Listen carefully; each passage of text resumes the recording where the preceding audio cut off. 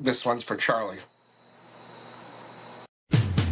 And now, after years of planning, sweating, and going broke, here is the Boots and Whiskey Podcast with Jim Belisle. I'll alert the media. Why they would give this man a podcast is anyone's guess. Then there is what could only be a bizarre coincidence or something else. Welcome to the Boots and Whiskey Podcast with Jim Belisle. Fat, drunk, and stupid is no way to go through life, sir. Country music and fine moonshine. Finally, a podcast that lets it all hang out. Let's level with America. Got your boots? Ready for some whiskey? These boots are made for walking. One of these days, these boots are gonna walk all over you.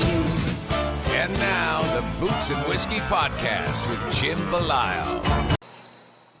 Hey everyone, Jim here, Boots and Whiskey Podcast. Thank you all so much for tuning in today. We have Drew Harakal. I fucking suck at last names. Drew's here. That's all that matters. That's it. Big thank you for him for being. Big thank you, Drew, for coming on. My God, this is actually the second time we've tried this whole Drew episode. We had one all recorded, the whole 9 yards. We talked about some cool shit, and we didn't put that one out for whatever reason. I wish I still had it because we probably would put it out together. But anyway, so Drew is here. We did a lot of things last week. Last Tuesday, we went to see the Teskey Brothers at MGM Music Hall in Boston. And then Thursday, we went saw the Eli Young Band at Six String in Foxborough. What else did we do? I think that's it. But yeah, great shows all around. Reviews are coming. And yeah, that's it. If you're in the Boston area and you haven't been to MGM Music Hall, you need to go. It's a great venue, great staff, the whole 9 yards. Everything is just great there. And same thing with Six String. Six String is a great bar. I love it there. It's for me, it's nice and close to home, so it's even better. But yeah, good stuff. Let's see. We talk about some cool stuff here with Drew. Some things are a little dated, but Drew's a buddy of mine, so I wanted to give him his own week. I didn't want to put him in with the Labor Day thing, and again, nothing against anybody that was put in that. It was just, this is my goddamn show. I'll put out who I want when I want, you know. That's it. Is it cool if we talk about the Gavin Adcock, Zach Bryan thing for a minute? What I want to know is this. Why do we care so much? Like, I don't think we do. I think it's just entertaining, right? Like, I said it in a TikTok the other day where, like, I honestly don't give a shit about any of this. But, it's fun. It's entertaining, right? I'll stand by this. I will die on this hill. Zach Bryan is way more entertaining, talented, the whole 9 yards than Gavin Adcock. I'll say it all day long. Gavin Adcock, I think, is just a dink. You know, like Zach's a dink too. Don't get me wrong, but like at least Zach has he can write a song. You know what I mean? Gavin's too is just, they don't catch me. I don't get them.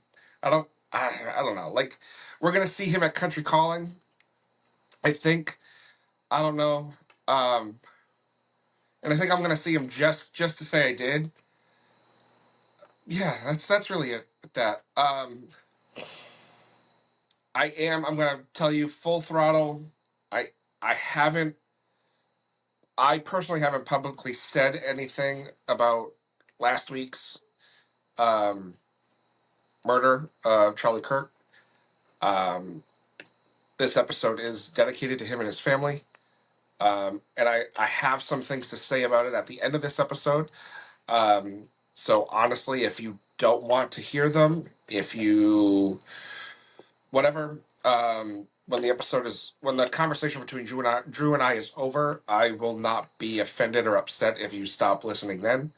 But I know my audience, and I don't think you're going to be offended by anything I have to say.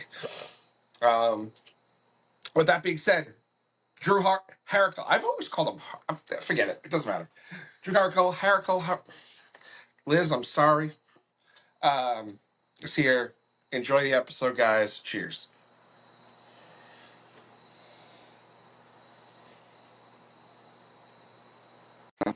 Thanks for waking up early and Oh yeah, of course, bro. doing the thing. We're Yeah. doing the thing again because we keep getting Oh, harassed about I was doing gonna, it. I was gonna say, man, we did this once, but then we never aired it. So, because now you're doing the video Well, yeah, thing, because Liz right? yelled at me and she said, Oh, yeah, I know if you all don't about that. if you don't do this, I'm gonna kill you. No, that's not what she said. But Oh she no, might as well I think she was threatening to kill me if we didn't get this done. So, have. But hey, you know what? I guess that's why we have those kind of women in our life, right? that's true, man. That's true. So what's been going on? I mean, because we're gonna do this whole thing like we've never talked before. So, Right. so how's things? Good, man. I'm gearing up to leave this morning to go to North Carolina to play at the Bird's Nest out in Dunn, and that's uh that's pretty much what's on my radar this week. Just Nice. go out there, have a good time. Sean and Carla that run the place are great. Um, really like hanging out with them. We're probably gonna try and spend a little time out there. Uh, you know, take our time getting there, take our time getting back, see some places. Nice. Probably film some acoustic shit. Hang out with Gabe, who I'm playing the show with, Gabe Quinn. He's cool. Young dude out of Nashville. Yeah. He's got like a Lumineers kind of vibe. I don't know if you've Yeah. interviewed him Yeah. We before. we inter- we interviewed him. I think thanks to Liz. Yeah. Yeah. She's been great getting him hooked up with me. It's Yeah, awesome. yeah. How's the music thing going? Oh, it's good, man. I'm still, I'm doing my thing. Finishing up these singles for the rest of the year. I mean, I've been kind of kicking rocks with that recently. I need to get it past the finish line. I just have not sung like the final vocals for all of it, and like that's it. Like it's been nearly done for a minute. I've got another batch of songs need to start working on. I'm still playing with other people here and there. Uh, I'm going out. If you're familiar with Colby Cooper, Oh yeah. a buddy of mine plays for him, and he's taken about a month off of the road for personal reasons. So he has me coming filling in. So I'm playing the weekends with him. I think starting late this month. Nice. Yeah, just doing like some guitar and keys and having fun with those guys. I know most of those guys in that band from different bands they've been in that I've played with, or like Colby ends up for a long time. I didn't realize that he when he was like a teenager used to follow a band around that I was playing for in East Texas and helped us load gear when he was like a kid. And like when we reconnected a while back, he reminded me of this, and I didn't even recognize him. But now he's doing what he's doing, and he was like, I was inspired by like just watching you guys play in these shitty little bars back in the day. Yeah. Now, I want to touch upon that. Your Hmm. earlier stuff. Like, I want to go through all of it, right? Where Hmm. when you start playing and start playing out, how, I don't want to say how good, but like, how much of a difference band quality is it when you first start out to like where you are now? Band quality, Yeah. it ranges, man. I think personally, I think like finding a decent band, or at least the framework of a decent band, uh, wasn't too hard, especially where I grew up in DFW. There's a lot of musicians and a lot of hunger for like gigs, and because like traditionally in this area, I'd say there's not as much work as say like the Nashville or the LA or the New Sure. York. Traditionally, I mean, I don't really know how much, if that's still as prevalent of a proximity thing to those cities. I know it is, but I don't think it is as much nowadays. But back then it was just, man, everyone just was looking for a gig, so you had to work that much harder to just be seen or just get hired. So like the level of musicianship in this region, I thought, like, compared to the amount of work was just insane. So we Yeah. always had good bands, I think, growing up, but we didn't always have the best writers. We didn't always have the best songs. A lot of times we're going out and the guy like, oh, I've got like 5 or 6 originals, but like we got to cover a 3-hour gig, so we're doing mostly just honky tonk covers or classes Texas country stuff or whatever, what have you. Like, this is like Yeah. before the '90s revival boom kind of came around, and like the '70s thing was, like the re-outlaw thing was kind of starting to go, so Yeah. everyone Yeah. was playing a lot of Waylon and everyone's playing a lot of like that era outlaw shit, that not the singer songwriter stuff but like the dancing stuff, and it's yeah, that's what it was. So So when you're in an area like you're in, right, mhm. and you're playing and you're growing up playing or whatever, like, do you? Is there a moment? Is there a moment where you're like, I'm good enough to go on the road, or is it one of those like, I'm good enough that I hope to get seen by somebody to take me on the road? I mean, man, it's like it was so much more. We didn't, and I would say we still don't have a lot of, comparatively again to like these other cities, or even to Austin, or even to other major Texas markets. I don't think that DFW has as many like artists, you could say. I mean, we Sure.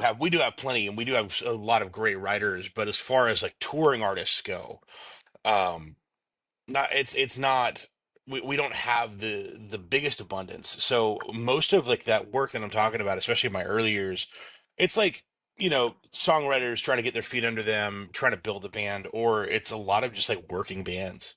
You know what I mean? Like, oh yeah, maybe this dude who's fronting this band does have originals and we might play a couple a night, but it was a lot of just like, now we know we're a cover band and we're getting hired to play the covers. It's not a top 40s cover band, it's a Texas country cover band, or Right. Nashville country cover band, or whatever you it wanted to be that day. Now, how hard is it when you're in a cover band like that to break out of that and be an original band? It just, I mean, depends whether the person writing the songs wants to do that. I don't Right. know, like, uh a lot of times, if you're in a band and it's like you are a cover band, you're a cover band, and so it's, even if, say, the singer wanted to like start doing originals, they typically might not like say it's the same band, even if it might be all the same exact guys. You know what I mean? It would like, there would be too much of a confusion of, we're hiring this band for the night, but we don't know. Like, then are you hiring them to be a cover band? Or are you hiring them to do the original gig? Like to have. I've been to festivals before where it seems a little awkward, where there's like a full on cover band on a festival bill opening up for like a bigger artist, and it's like, Right. why are they there? You know? Yeah. Now, when you're doing your stuff, right, and you're Mhm. evolving, how do you personally decide, like, okay, this is what's fitting me here and there, and I'm going to do my own thing, but I'm also going to Oh, work with, that's right. you know? As far as my own gigs, or Yeah. I mean, I don't know shit all for covers, so I can't do a cover gig. Like, not like that. I play in a lot of other bands that we do a lot of covers, but like I struggle with remembering words a lot, so I've never been one to uh do a ton of covers in my own sets, or go out as like doing the 3-4 hour bar band gigs like a solo acoustic. It's just not my wheelhouse. It's not my forte. Like, all day, if somebody else can remember all the words, I know most of those songs and can back them up.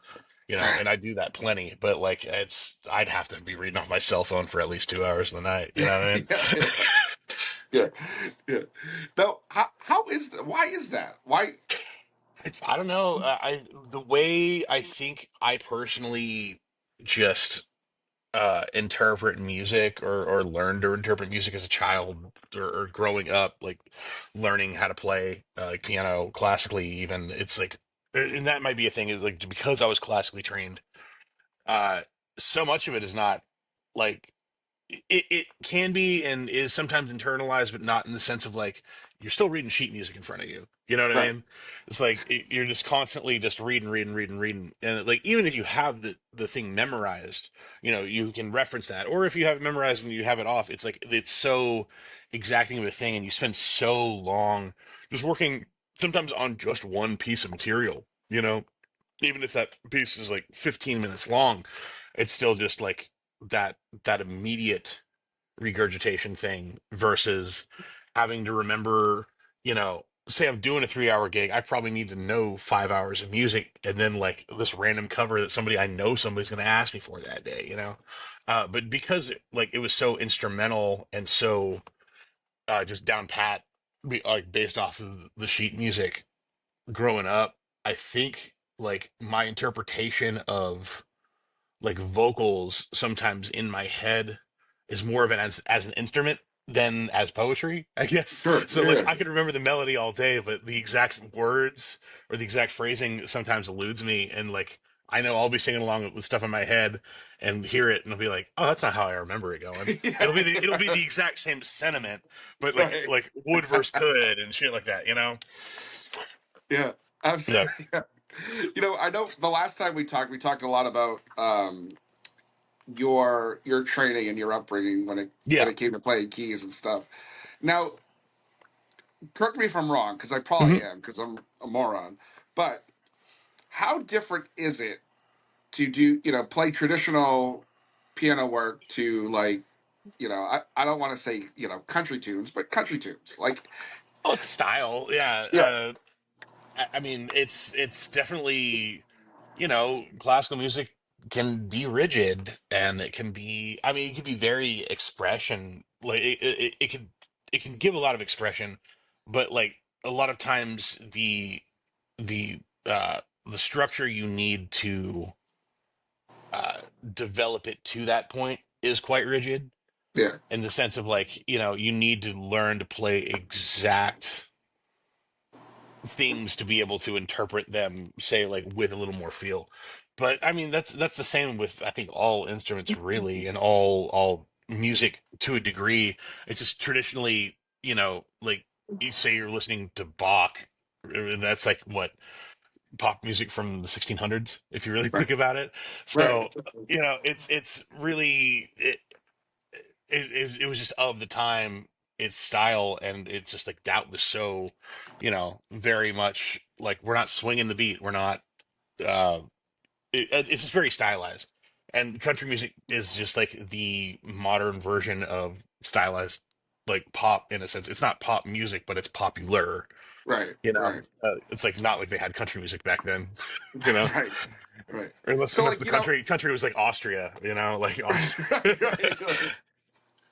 So like you hear all the time how like country music is referred to like three chords and the truth and all Sure. that, right? And like a lot of that is based off of the guitar. So, but is that Mhm. the same way with the piano? Is it Well, I very like mean, I don't want to say limited, but is it a lot of repetition? Because I mean, you hear a country song, it's a lot of it is the same three chords, just oh, different. sure. You know what I I mean? mean, yeah. I mean, it is a lot of repetition, man. Yeah, I think if songwriters were like a little more concerned with like trying to stay away from that versus like trying to be expressionistic, like we'd have a lot less songs right, because right. it's just uh sometimes the three chords is all you need, Yeah, especially if you're trying to get something across, like it's not sometimes not as much about the music as it is about the message, and so especially with songs like that. right, right. Because it always cracks me up whenever you see like legal battles with bands, and they're like, oh well, you just ripped off my song. It's like, dude, like what are you talking about? Oh Like, man, dude, like I don't understand it because yeah, there is, especially in like I could get in the weeds about this, but in the Western music world, we have 12 notes, right? Like in other styles of Eastern music, we have more, but like we don't recognize that in the Western Hemisphere and in America. right, So like with only 12 notes and only so many combinations of those 12 notes, and like our hearing spectrum only being, from this hertz to this amount of, hurts. It's a you can only do so many things, and yeah, things are going to start sounding similar, especially with like everybody's inspired by the person before them, so like it's going to sound a little bit like where you came from. No one's Right. ever completely original. But like for a weird example, I was listening to a record a while back, a few years ago. A buddy introduced me to this record called like what is it, Africa Brazil. It's an Afro-Cuban, like South American. It's this amazing record by a guy named Jorge Ben, where they use this thing called the cuica. It's like a monkey drum. You've probably heard it in like '60s pop music before, but it sounds like a monkey, like ooh, ooh, ooh, ooh, like. And it's this great, fun, like Afro-Cuban jazz record, but like a deep cut, like three-quarters of the way through, ends up. It sounds exactly like, and it might even be the same key, a tune by Rod Stewart, like a very popular single by Rod Stewart back in the day, and uh, it came out like 2 years before Rod Stewart came out with that song, and that went huge. Right. So it's like, did he steal that, or did he maybe hear that when he was on tour? Or maybe it was just happenstance that they wrote the same exact song. Right. Like I've never heard them try to sue Rod Stewart for that song, and they definitely have a case if anybody else is winning this stuff. You Right. know? Right. But yeah, I mean, it's wild when you hear stuff like that because it's like we were talking about. Like it's Mm. just you're gonna come across it. Yeah. There's no way. I mean, even like artists themselves, like you think of a band like, and I hate to talk about them because I can't stand them, but like U2, every U2 song sounds the exact same. You know what I mean? Like, Yeah, I mean, like, that's, that's somewhere where a band has, like, say them especially, created a style right, or a sound of their own, and like, how do you deviate from yourself? Like, it evolves, I'm sure, with nuance. I'm not a big U2 fan either, so I can't really speak to it, but you know I always think about like Coldplay, right, like where like I grew up on their early records, and like their sound, they always sound like Coldplay. Coldplay right, always sounds like Coldplay, but they've right, gone through so many different eras of being that band. So it's just kind of, they can't not sound like themselves, but it's yeah, a lot of people hate Coldplay. right, right. But like, and it's funny because I say it all the time. Coldplay's first two albums were fantastic. Oh, dude, the first record especially, like Yeah, it's just phenomenal, and like their EPs that before their first full length record are even better. They were like really. they were like Diet Radiohead. Yeah. They really were, like, they were great. That I've never heard of them described that way, but Yeah, that's it's like easy awesome. listening Radiohead. Yeah. Really. Now let me ask you, right? Because in like I know we talked about this, and I'm going to talk about a lot of things. I'm sure that we've already talked about, but Sure, I've sure. I've drank a lot since then, Drew. Um, Me too. so when you're growing up and living in Texas, like, are Mhm. you are you hearing like are you hearing the kind of music that in my brain, right? When Mhm. you live in Texas, all you're hearing is country music, right? Obviously, Right. that's not the truth, right? No, But no, it's not. like, how much of an influence is other things, other outside of country music, to you while you're growing up and getting into this whole world? I mean, when I grew up, we didn't have country music in the house. Really? My parents weren't really into it. It was not a thing. I knew it existed. I wasn't really a fan. Because like, when you're a child, you listen to what your parents listen to. Sure.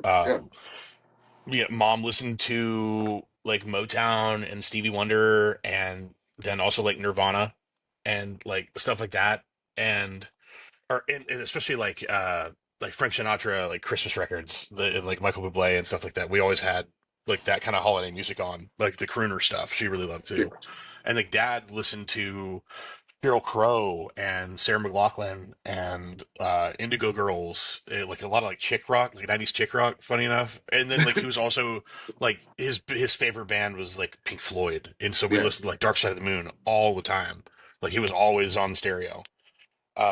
And so like, and he introduced me to like that era of stuff, or like King Crimson, or like some of that weird prog '70s Yeah. thing, you know. So growing up with like those two sides of like that, like almost like the 70s, 90s rock coin. We also didn't really have any like there wasn't a lot of 80s music in the house. Like as far as like traditional 80s music, when you think like those rock bands like Kiss or Van Halen or we didn't really have like a lot of Zeppelin in the house. We didn't really have a lot of or any of like the you think of, like the 80s like metal bands like the hair metal era or all that stuff. I had like a bunch of friends that I'd go over to their house and like their dads were just like listening to like constantly like Van Halen and Yeah, Kiss yeah. and AC/DC and Yeah. uh that was where I got that from. But That was my house. yeah. But even with all that spectrum, I didn't get any country music coming in. Not really. Oh, I grew up in a pretty like rural yet developing area. Like it was just becoming a suburb kind of thing. Um, like on the outskirts of Dallas at the time. But it was like I'm sure there was plenty of country music out there, but I was never involved in it. Never really absorbed it. I wasn't really a fan. Like I said, as a kid, and uh, I got into country music like for work as a necessity, just because like that was the work that I could find when I was finally looking to be a professional musician. yeah, Um, Especially like paying work. I can go out to a gig, get cash in hand, and be able to pay my bills the next day. Like I'm sure if I could have like went and tried to be like a classical pianist somewhere, and like put a lot of debt under my belt just to maybe make a salary for doing that one day. But that was not what I was looking to do. I was looking to play shows. yeah. And like Now, I learned it, and I learned to love it on the gig, really. yeah, yeah. That was going to be my question. Where Mhm. like at what point does work turn into what you love to do? Oh, I always did. Well, I meant That's why. like with country music, like when it was like Mhm. it's a necessity to play country music to pay the bills. Like at what point do you grow to like, oh shit, this is actually better than I thought? uh it was a gradual thing.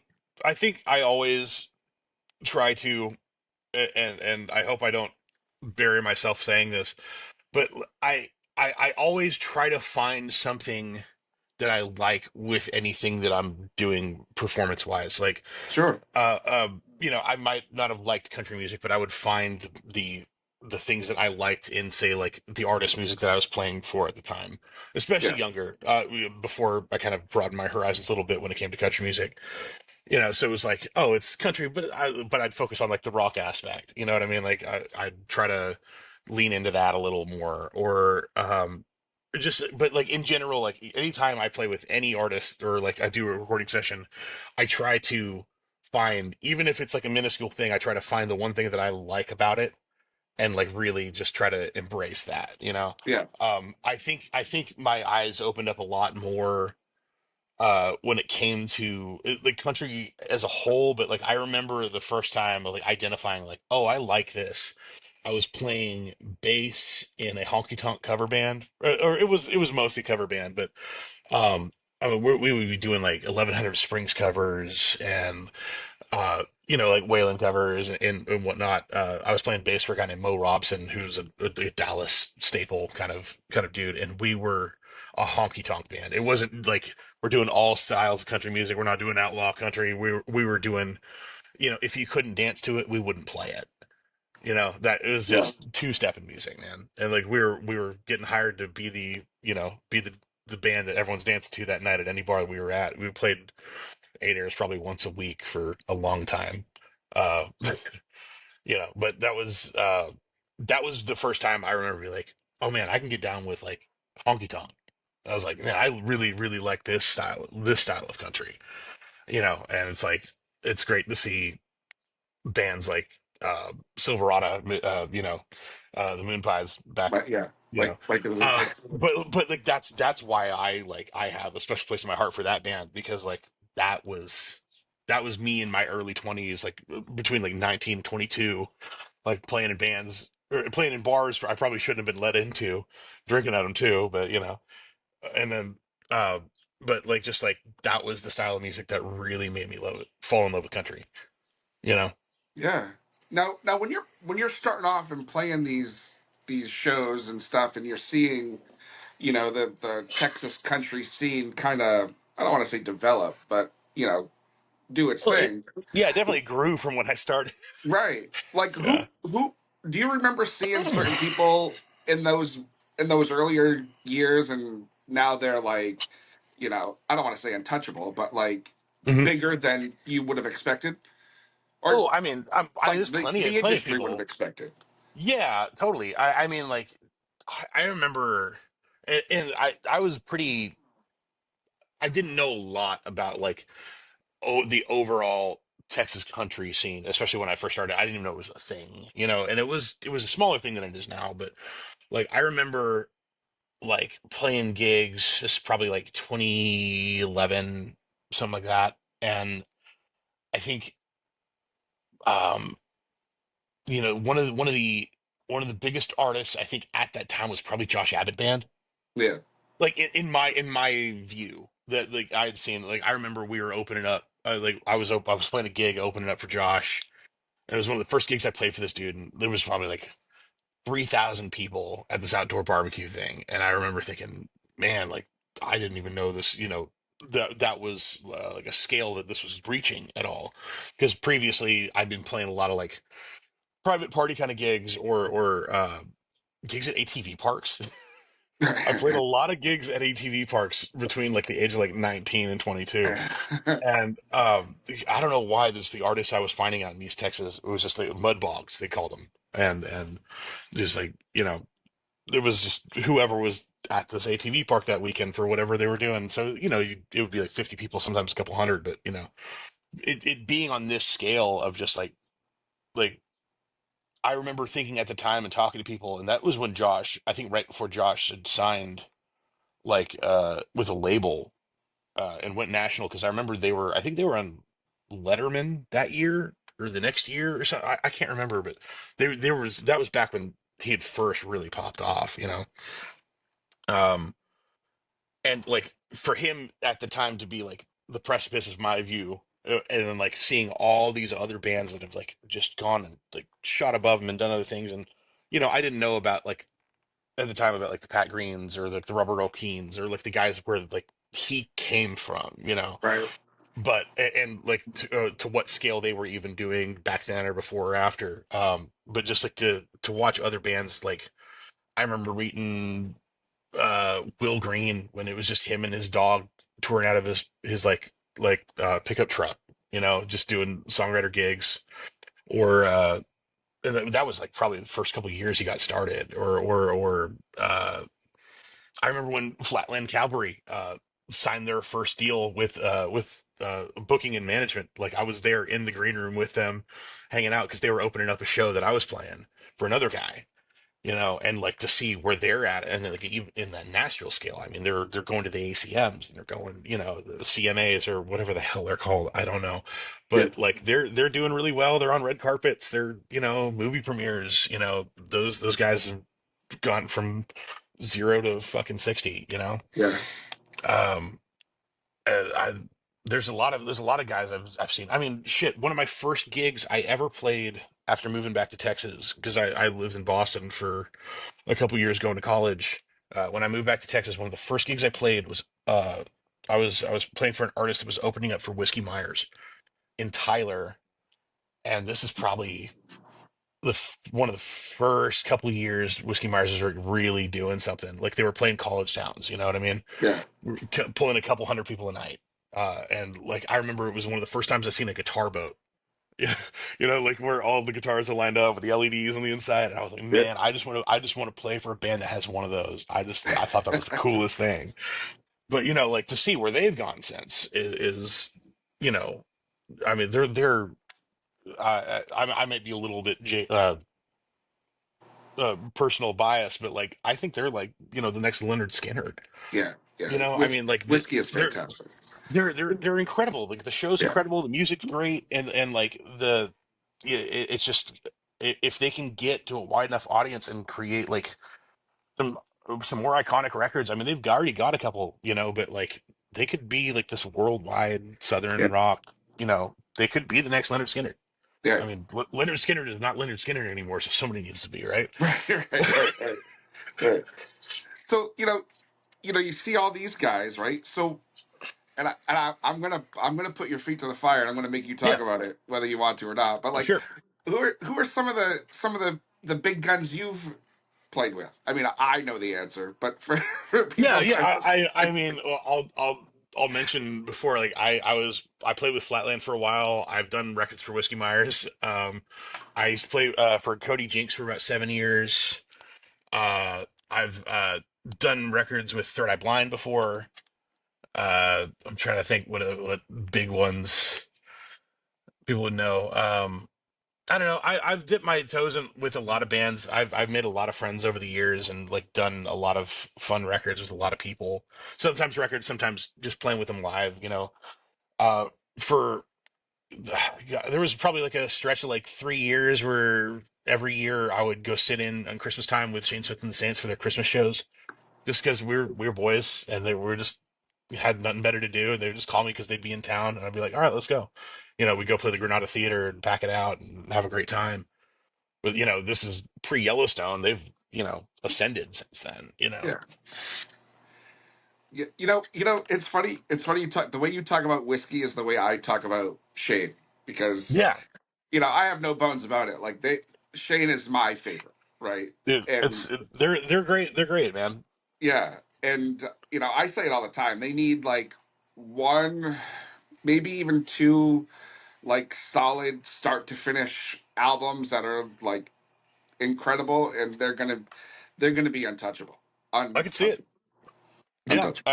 I'm glad that they're. It seemed like for a while there was kind of a lull in new material, Yeah, especially when the old stuff popped off. But it's good to see that they're doing new stuff, man. yeah. I remember like the way I met them. I don't know if I told you the story last time, but the I way don't the know. way I met Shane Smith and Saints was so I didn't know at the time, but me and the bass player and the old guitar player all went to high school together uh, back in Rockwall, and this they were auditioning a new drummer. This is probably 2014, and I hadn't talked to either of those guys in a long time. I didn't know they were playing with Shane. Shane was not really like a huge name, and um, I woke up one morning. I lived in a house with a couple other musicians up in Denton, Texas, and I woke up one morning to a band rehearsing in my living room.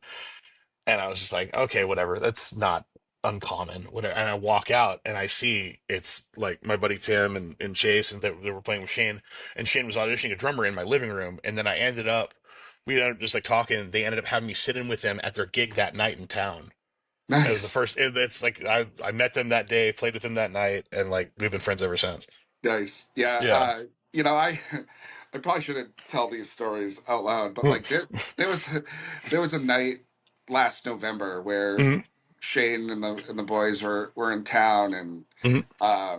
every time they're up here, because up here they're Shades within the Saints, right? But they're not Shades within the Saints, right? Right. Um, and they're playing in rooms up here for 1,000 people, if that, and we've gotten to know the team and Ethan and Corey and Chase and everybody pretty well. So I'm standing there, and Shane comes off stage, recognizes me. He goes, "Are you coming to the bar?" And I was like, Yeah. I mean, I guess I am. I Hmm. am now. I wasn't, but I am now. And like, the conversations you have, or I've had with not them and others, like, when they're off the record conversations and like you get to know somebody, it really, that's why I do this show the way I do it, Yeah. because it's just, at the end of it, it's friends just talking about life. You know what I mean? Yeah. And Yeah. like Totally. those are the kind of stories you get. Yeah. And those are the best ones. Dude, totally. I remember it used to be, back in the day that I just got called up. I remember me and like, I think it was like half the band, some other dudes.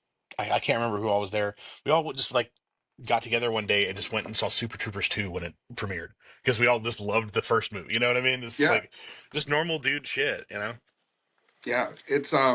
It's wild the kind of the lifestyle that this industry brings. Yeah. You know, it's very unique. It's not for the faint of heart. That's for sure. Mm. Yeah. Nah, it's being on the road for a long time is tough, man. Yeah. So Yeah. now, when you're doing your stuff now, your solo Mhm. stuff, what's that looking like? I'm figuring it out, man. It's cool. I did a stint of gigs earlier this year, opening up for Ward Davis, and that was a lot of fun. We packed out a lot of rooms, or he packed out a lot of rooms, but I got to meet a lot of people that like I've met before, but with a new perspective, Yeah. or at least they had a new perspective on me. No one really knew that I was much of an artist or wrote songs uh, for most of my career. Um, I back before, back during, I was like the early years of me touring in Texas country. Like I used to front a rock band. I didn't really tell anybody about, like locally, and we didn't play much. And I thought we had some cool shit, but it was very, um, against the grain kind of shit. And so like people just don't know me as an artist, and it was nice to be able to reframe a lot of people's perspective for that, just Yeah. to like, now that a lot of people have been very, very open and receptive to it, just very, very supportive. I've got a couple of these venues that like really they ask for me back, like they really want me to come back, and like Bird's Nest, and it's been great to like find these places that are um just so open to like wanting like artists and songwriters to come through, because for whether you're selling out the room or you're selling a handful of tickets, at least enough to like cover the nut, it's just like be able to like support like artists they want to support, or just good writers, or just musical community in general. It's been really nice finding those places for myself, because a lot of times you play in bands, especially like you have to have like a certain size room to like even have a big enough stage to have a band, right? So Right. like a lot of the years of my experience, I've never had a chance to connect or meet people like that. You know, it's always just been promoters and club owners, and like they're more worried about selling beers than they are about the music sometimes. Yeah. And it's just like, and I'm in the band. I'm not touching the business. I'm just, it's just, I go there, I do my job just like everyone else does, and sometimes you meet cool people and whatnot. But oh, cool. What is this bubble thing? I don't know. It happens all the time. All the time. um, Like it's the weird, it's like random too. Like Oh yeah, that is strange. yeah. Sorry. But no, it's just you don't get the opportunity when you're a band member sometimes. Not that like all artists are limiting in the sense that like they don't want you involved in their business, but it is at the end of the day a business, and sometimes uh, an employee is not supposed to be the one dealing with that. Correct. You have your own job, and like some artists are very transparent, some are very secretive. It's like you know, I've been shorted on gigs before by people back in the day, and it's like, dude, you promised me this much. You knew you were going to make this much. He goes, yeah, well, we didn't. It's like, well, then, like, what the hell? It's like, are they telling the truth? I remember one time a guy handed me a $20 bill and told me it was a 50. And like 5 minutes later, I turn around and go, this is a $20 bill. He goes, I just handed you $50 bill. He thought I was trying to like extort $30 out of him. It was just like, no, dude. Like, but some people know what they're doing, some people don't. But yeah. Now for you, when you're doing your stuff, right, and having to handle the business side of it for yourself, right? How how much of a change was that? Where it was like, oh shit. Oh man, it's learning. Yeah. You know, it's always an old adage that like, man, go buy some merch. It helps them down the road. I don't think I understood the full weight of that phrase until Yeah. I started touring for myself. Sure. Because like the buying in on the merch is a hefty chunk, especially if you're buying like a good amount of quantity or a good quality. merch, but it is hand over foot like the best profit margin you've got. You're so if you're taking door deals on gigs, sometimes you might lose your ass, just in travel expenses, or you might be getting small guarantees or whatever. But like the merch is such a sign of like a sign of like whether you did a good job or not. Because if people are coming and buying the shirts, then like you have a good reference of like, oh well, this town really likes me, or this person really likes me. But like it also is just like cash in hand to be able to put gas in the truck. Right. And it's like it's always understood, but it's, I think, for lack of better terms, like now it's overstood. Right. You know? It's just um it got a whole new meaning for me, I guess. Right. Like Because once I started going on the road for myself. I remember going to shows as like a kid, and you know, artists, big or small, would never talk about the merch side of it, right? Right. But now I can't go to a show and, hey, the merch table is over there. You know what I mean? Like Mm. it's mentioned now more often. You know? Yeah, well, I think because it has become such a necessity for artists Right, to like make bills. Like it used to be ticket prices were low. Yeah, I mean, like how far back you want to go, like 1970s, 1960s, whatever. But like ticket prices were minimal, even like post inflation, and you know like artists were getting a bigger cut. Like there weren't these ticket masters, and they weren't these live nations and giant promotion companies and ticket services. It is like they take a huge chunk now, and they're because they're streamlined all this shit. I mean, you could watch documentaries on this shit. I know plenty of oh people yeah, have, but you know uh but the larger the ticket prices and like the lower the cut that's going to the band, and just like the more expense it's being put on the band, it's more expensive than ever now to tour. Gas is you know 4 times the price it was 50 years ago. But back then you would also see, this is getting back to the merch, like there would be like a tour tee for the entire tour. There'd be like one T-shirt, and it could be for like multiple bands. Especially if it was like this run that they were doing all of them together across the. And it would be like, what, 50, 60 dates across the nation, and you'd be right, all these like markets and smaller markets and bigger markets, like these little towns. You're like, I didn't even know they had an arena. But right, yeah, you see these like on these old Eagles shirts and shit. But it would be like one tour T-shirt, because it was more of like a commemorative add-on sale thing than it was a a large portion of their profit margin. right, And nowadays, it's like I think that's why we see so many merch tables like that are just like inundated with like design after design after design. Like, I right, mean, obviously, like printing shirts has become easier with technology, so like it's easier to get more quantity of that kind of shit out there. But like, if you don't have like something brand new every time you come to a new town, why is anybody going to buy another shirt? right, Especially if it's a repeat customer. right, So it's but it becomes like you're a traveling shirt store right, for your right, brand, and that right, like has music, right, yeah, because I mean, like if you have to pivot to where your money's going, and like right, that's where the money is right now. And right, that's why I'm sure labels are trying to get merch cuts, like, yeah, oh yeah, of and course they are. that's why venues want merch cuts. You see these things like, what was it last year? BJ had that whole Yeah, tirade against the merch cuts from venues, and it's like I get it. I agree. It's a little shit, but some of these small venues, they're not doing too hot when it comes to money either. Like if you're not like to a certain scale, you're not dealing with Live Nation or you're not dealing with AEG. It's these small venues are getting cut out, so they're trying to find money wherever they can, and unfortunately, they're trying to cut the artist out, and it sucks because like they should be working together against the big dogs, but right. that's a long conversation. Yeah, no, but I guess that was ultimately my point, that Yeah. you got to, where it's like, our artists.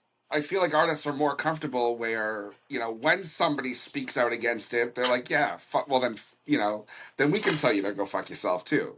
Right. Like, because like, and this isn't against anything against BJ or American Aquarium or anything like that, but like outside of that style of music, if you don't know Mhm. who American Aquarium is, you see this Rolling Stone article and you're like, who the fuck is this dude? You know what I Right. mean? It feels like a publicity push. Right. Right. Right. And when it genuinely isn't, I mean, but at the same time, yeah, it does feel like that because they're not a worldwide name, you know. Right. It's not like fucking Luke Combs is coming out and being like, Right. Right. because he's not going to bite the hand that feeds him. Like he's not. Yeah, but that you should see that dude's merch table. Holy shit. Right. Right. Exactly. You know. But right. It's like he had like the bigger artists have their way of saying Yeah. it without having to Well, say it. and a lot of like these bigger artists, they have the negotiating power to not have to do a merch split. You know, Right. like it depends on who they're dealing with, or maybe they do have a deal with their label if they've signed or whatnot. But like, or maybe they just play hardball and they give up money in a different area to keep all their merch. Like I know like certain artists that like have always kept 100% of their merch, like as far as once they were to a certain level because they understood the power in that, Right. or like or they want to keep 100% of the ticket sales or just whatever, however you want to do the deal, whether you're paying more expenses in the front or guaranteed. There's so many different ways of looking at it Right. at the brass tacks in that business, but Yeah. I always find the business side of this industry so fascinating because there's so many different facets to it. hmm And it's a lot of things that maybe it's not designed for the general public to know or understand. I But I think think like I think I like you saying it's designed, like I think it is designed for people not to understand. yeah, I mean, like musicians didn't get into the music business for the business side of music business. They got into it for the music side of right. music business. A lot of these people, like, I include myself into this in this to a degree. Like, I'm not a businessman. I'm an artist. I'm a writer. I'm a musician. Like sometimes it just becomes so overwhelming, or it's almost designed to be overwhelming. Right. Like it to the point like people know that if they're doing business with somebody who can make them money but doesn't understand the business, they can make money off of them, and a lot of times do. That's dirty business practices, but like it's the world we live in. Right. So like, again, sorry not to interrupt your question, but like, yeah, No. I think it's designed to not be Yeah. understood well, I and it's think not you're right taught. because like even like doing this, and doing the way I do this and covering shows and all that, like there's no cost to anybody to do this, hmm right? But there could be a a financial repercussion, not repercussion, but a financial incentive to somebody down the road. You know, hmm it sure as hell isn't me, but like I'm not making any money, but um, like we have you or anybody else on this show that they're going to be like, oh shit, I'm going to check out their tunes and Sure. I'm gonna pay attention to the next time they're around.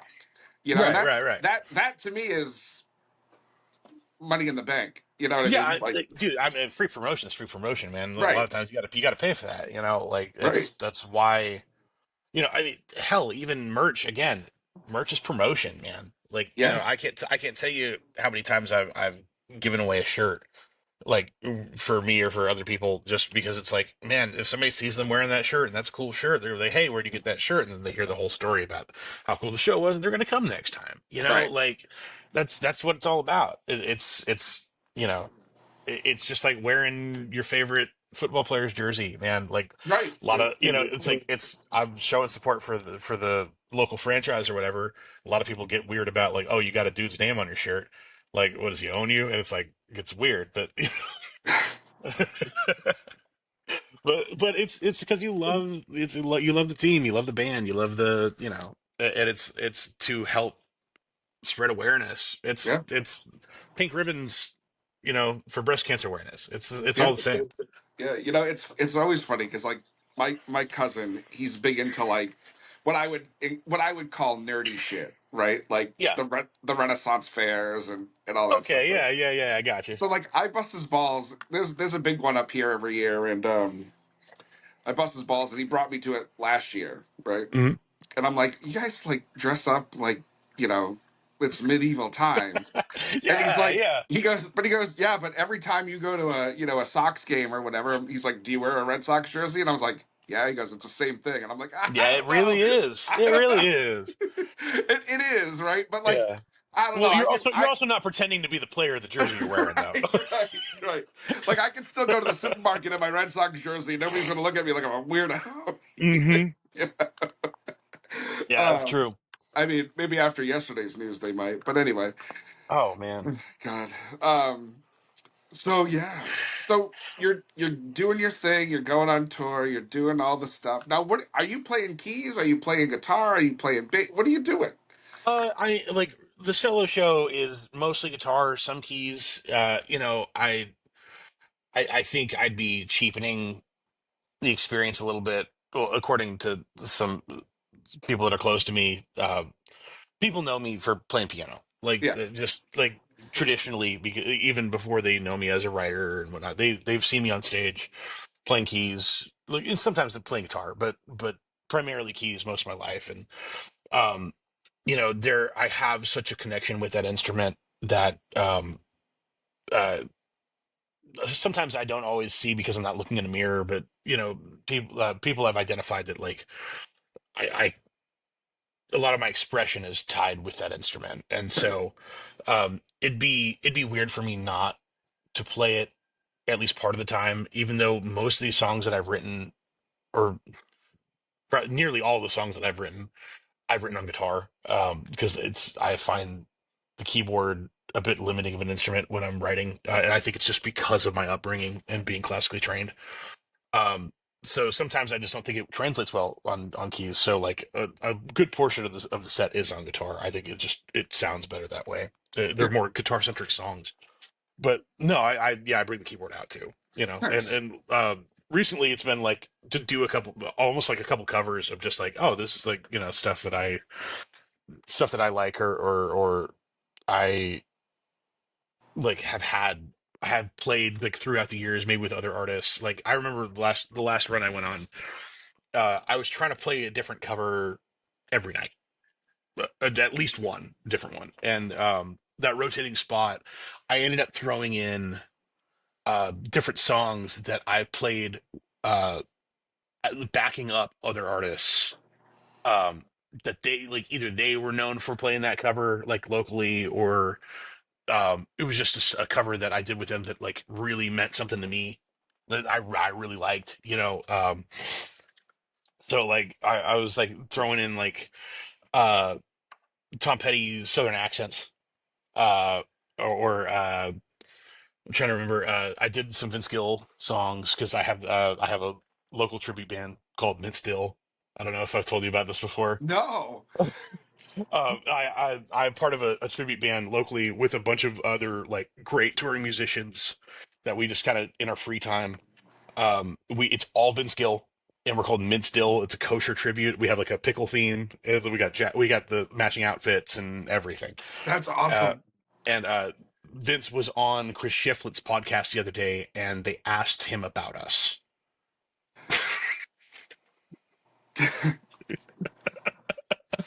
So, yeah, Vince knows that we're coping his vibe now, but pickle themed, and he seems doing.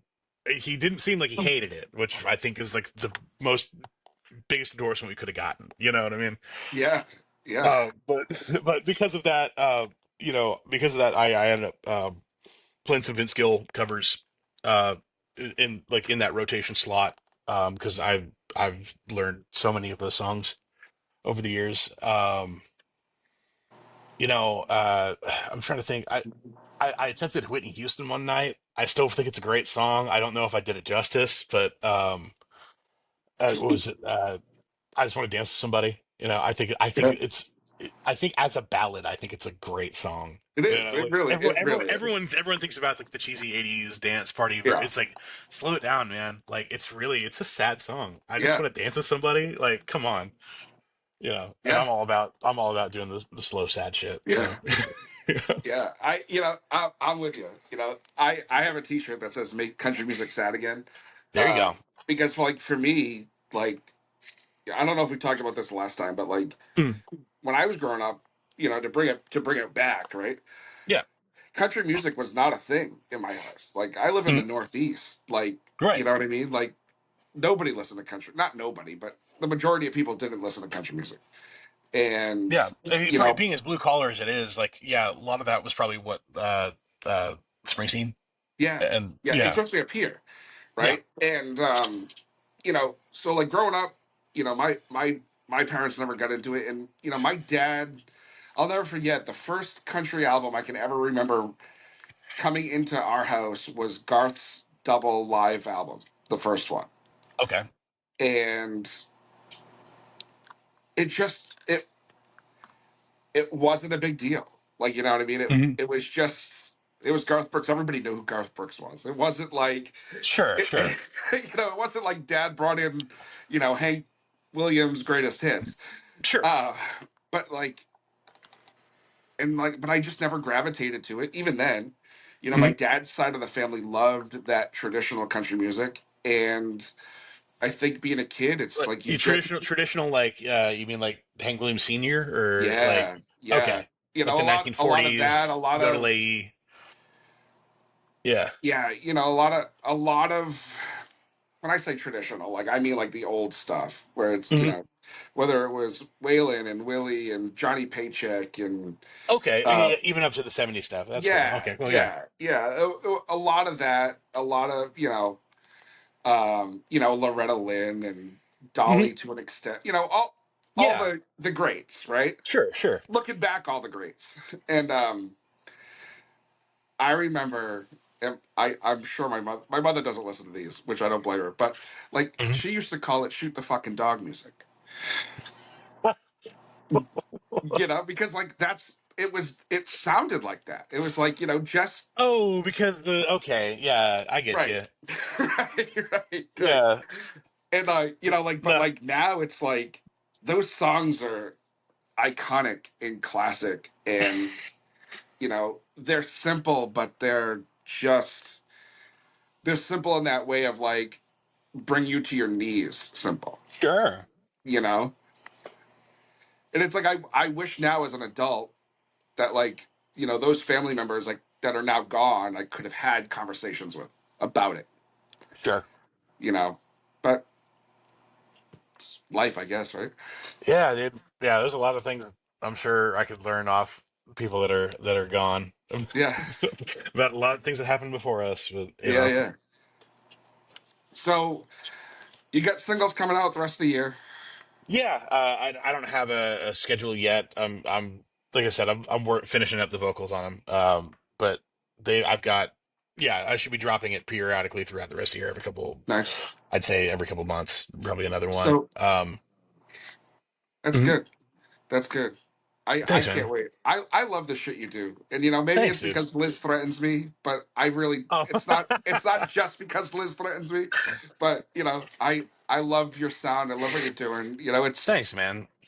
It's cool to see, good people doing cool things. I'm trying, man, and like it's like we're really experimenting too with like I'm producing this all myself. I'm mixing this all myself. In my studio. I've got a great team of dudes that I brought in to do this batch of tracks. That are also the guys in some of the guys from my Men Still band. Chris Killingsworth and Bill Corbin. You probably recognize Bill from used to be an American Aquarium back in the day, but those dudes are some of my closest friends, and they've been great about helping me out with doing this record. And um, I had Dylan Welsh from Lowdown Drifters play a lot of the guitars that I didn't do. We kind of half and halved it, it's nice to have somebody else sitting in that seat for a minute because if you're doing everything yourself is just such a drag.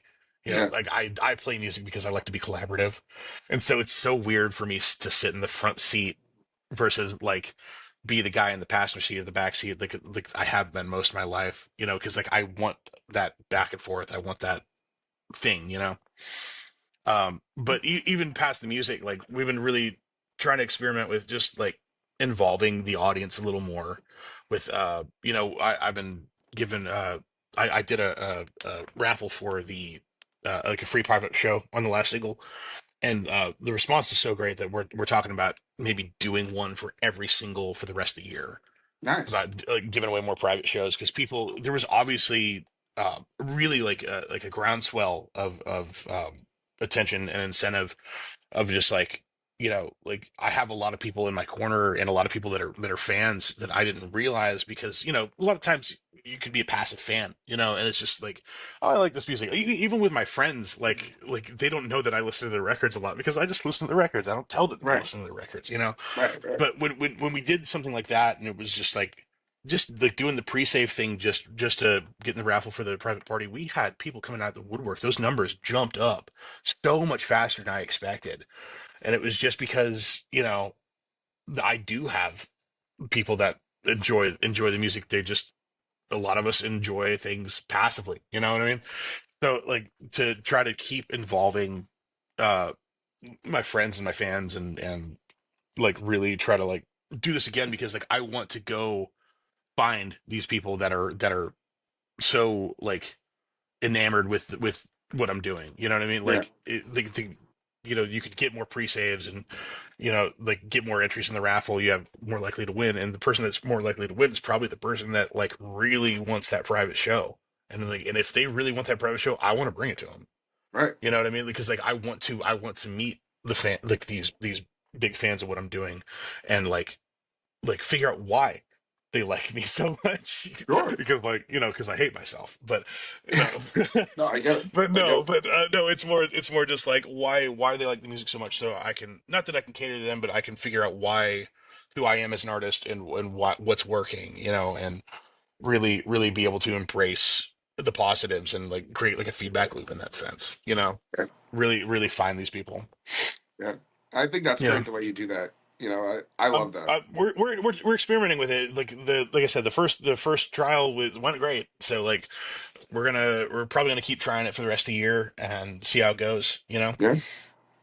So for everything that comes out throughout the rest of the year and Mhm. shows and all that, how can people keep track and follow you along and do all that? Yeah, I've got the, you know, the Facebook, the Instagram. My Instagram's under Woollybeard, WOOLYBEARD. It's an old gamer handle, but I've already developed it. I'm keeping it. I like it. Maybe I'll be a DJ one day and use that as my DJ name. Who Sure. knows? But you know, I've got uh like I think the general like socials like that. I'm on TikTok. Uh I don't get on the app much, but I post on it. I'm doing you know, all your normal streaming services, you know, the Spotify, the Apple Music, the Amazon Music. If I also, I've been saying this a lot at shows, but if you know anybody that uses Amazon Music, send them my way, because I have not met a single person, and I don't know. I would like to know the kind of person that uses Amazon Music. I just don't think that's, I don't think it's a real metric. I don't know why it exists. Yeah. Sure. But if you use it, like holler at me. I'd love to know the who is using Amazon Music, because I'm putting it out there, so somebody is listening to it. Yeah. Um, Other than that, you know, come see me at shows. I've got, we rescheduled some that are happening probably October. We're building a really cool run. I don't know if I'm allowed to say who with yet. But we got like a string of shows that's going to be a lot of fun. I'm doing at least with Gabe Quinn, that I'm doing this weekend with, and I don't know. I play every Wednesday. That I'm home out in the stockyards at the White Elephant with a '90s country cover band. Come see me play there. That's a lot of fun. I love playing those songs with my friends. Uh, I don't know. Come to my house and watch me play in the studio. You know? Maybe I should set up a live stream cam in here. I don't know. Like, Yeah. yeah, Oh God. I've had people ask me before like about doing that. We've live streamed like sessions before here, like for other artists, like under their pages, and seems to be kind of a response. I don't know if there's much of a want for it, but like if somebody wants to watch me do the the the really boring part of the process, you know, I'll put a camera up. Right. Right. You know, I get fly on the that. wall, literal fly on the wall. But Yeah. Yeah. Well, man, Mm. I can't thank you enough for your time, and enjoy the weekend, and hopefully the weather's nice. Yeah, yeah, I think it's supposed to Yeah. be. I hope Yeah. so. Yeah. It's supposed up in our area, it has rained Mm. every Saturday for the last 13 weeks. Oh, wow. And this Saturday is supposed to be the first Saturday in 13 weeks, and it's not going to rain. Well, that's better. Yeah. Okay, yeah. Every Saturday rain's kind of a bummer, dude. Yeah. So Like, I'll do it. It's been awful. Awful. But hey, you know what? This Saturday that we're talking, um, we're getting to see the King finally. So hey, all right. yeah. Yeah. Hell So yeah. he's here with Parker and Stapleton, and That's right. that'll be a fun show to see. Yeah, dude, absolutely. Have you ever seen George?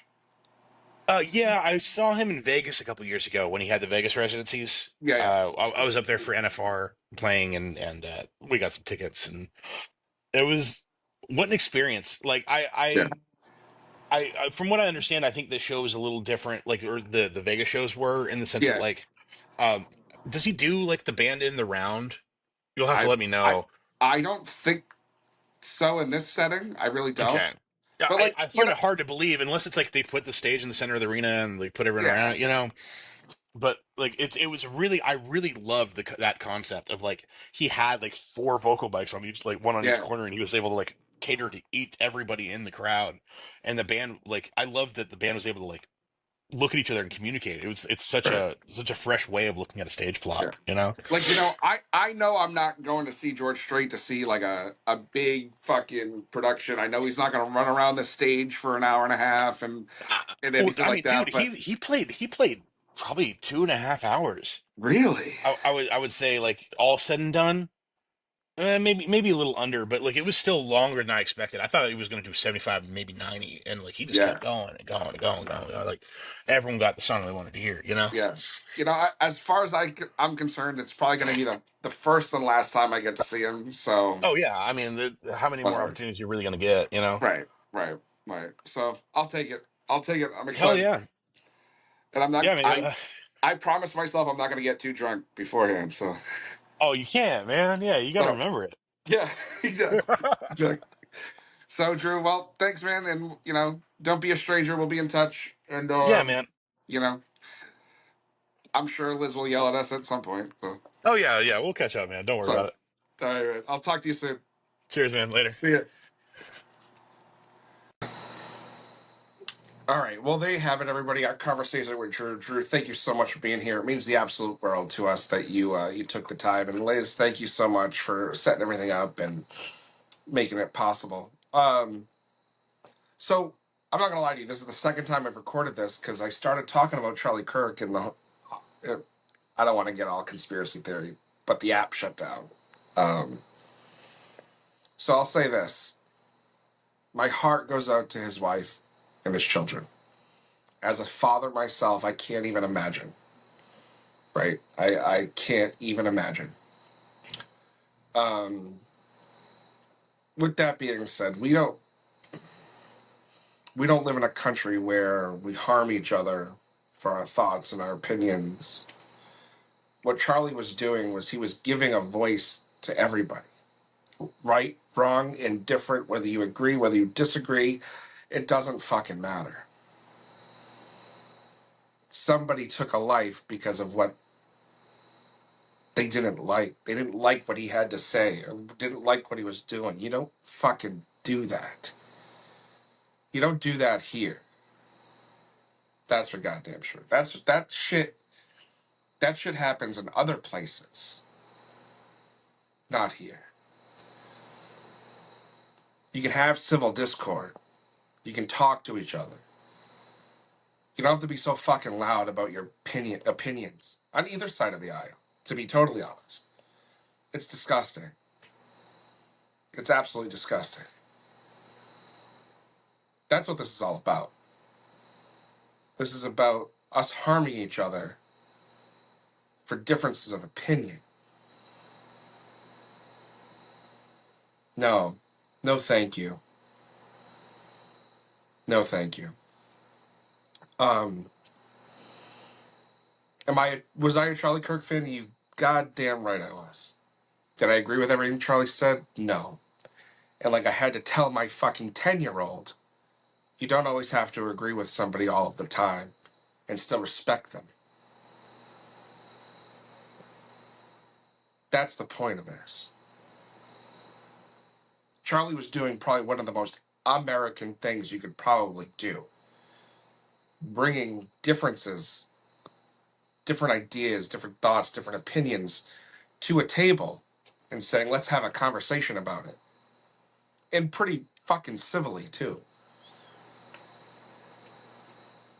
What happened last week is absolutely disgusting. And if you think otherwise, please, for the love of God, stop following us. Stop following this show. Don't listen to it anymore. Please don't. Because it's not okay. I don't care what side of the aisle you are on. I don't care what I don't care.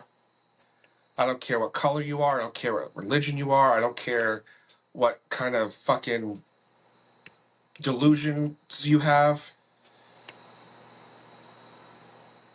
Murdering somebody because of a difference of opinion is not okay. And it never will be. I don't care what side you're on. And if you think it is, like I said, please see yourself out. Because there's no place for you here. That's for goddamn sure. That's all I'll say about that. Thanks for being here. We'll see you next Tuesday. Be good to each other. I say it every week. Be good to each other. And if you can't be good or have something nice to say or anything like that, shut the fuck up. Okay? Do yourself a favor. If you have nothing positive to say or have a debate or can be respectful, shut the fuck up. Because we saw last week what the other side of that is. Be good to each other. Have a great week. See you next Tuesday. Cheers.